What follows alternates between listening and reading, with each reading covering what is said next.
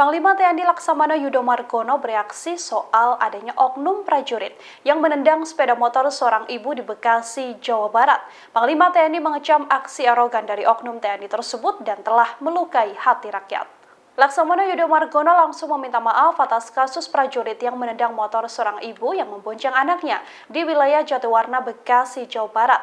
Hal ini disampaikan oleh Kepala Pusat Penerangan atau Kapus Pen TNI Laksamana Muda Julius Wijoyono pada Selasa 25 April.